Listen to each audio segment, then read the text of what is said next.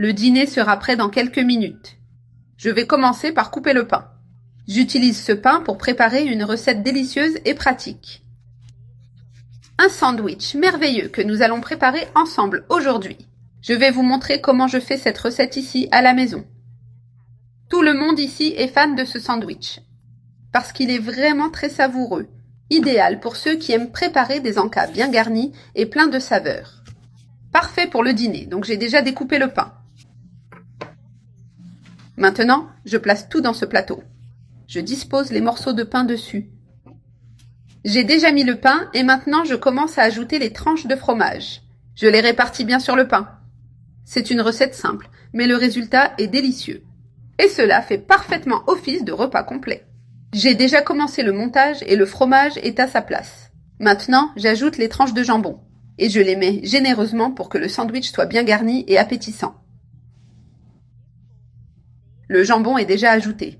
Maintenant, j'ajoute un peu de sauce sur le dessus. J'utilise une sauce déjà prête, très pratique.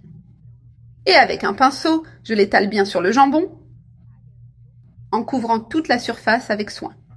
J'ai bien étalé la sauce et maintenant je la mets de côté, un moment. Dans un bol, j'ajoute 2 petites briques de crème liquide, ce qui équivaut à 400 g avec 2 œufs. J'ajoute une pincée de sel et de l'origan selon le goût. Et aussi une pincée de poivre noir pour une touche spéciale. Je mélange bien le tout avec une fourchette jusqu'à obtenir un mélange homogène. Ce sera la base de notre sauce pour le sandwich. Une fois mélangé, j'approche le bol du sandwich et je verse par-dessus une bonne couche de ce mélange. Tu peux mettre une bonne quantité et bien l'étaler sur toute la surface. Ensuite, je mets une autre couche de pain bien disposée sur la garniture.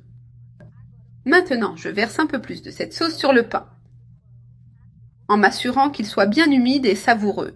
Ce détail fait toute la différence dans la texture finale. Je termine cette partie avec une dernière couche de sauce bien répartie. Ensuite, j'ajoute encore du fromage par-dessus. Et maintenant, je mets aussi quelques tranches de bacon. J'ai déjà mis les tranches en veillant à bien les répartir. Le bacon est déjà bien disposé. Et par-dessus, encore du fromage mozzarella pour finir. Une autre couche généreuse de fromage fondu. Je termine avec de l'origan, qui est facultatif mais donne un arôme spécial.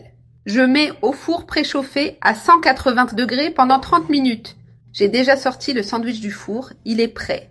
Regardez comme il est, bien doré sur le dessus. Il a vraiment l'air merveilleux et très appétissant. Maintenant, je vais le couper pour le servir. Comme ça, vous pouvez mieux voir l'intérieur. Regardez comme il est bien garni et délicieux.